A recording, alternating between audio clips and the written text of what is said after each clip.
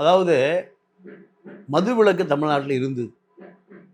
இந்த மதுவிலக்கை உடைத்தவர் கருணாநிதி.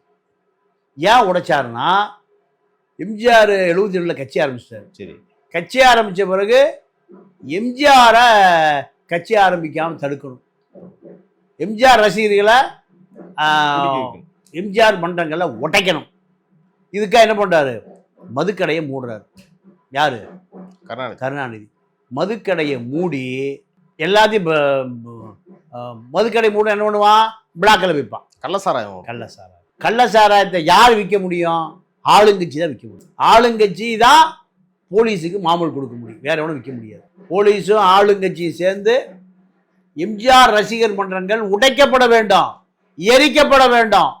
இதுக்காக கருணாநிதி முதல்ல மது விலக்கு, சாராயமே விற்கக்கூடாதுங்கிறார். புரியுதா உங்களுக்கு? கருணாநிதி எப்பவுமே நெகட்டிவாக தான் பண்ணுவார்.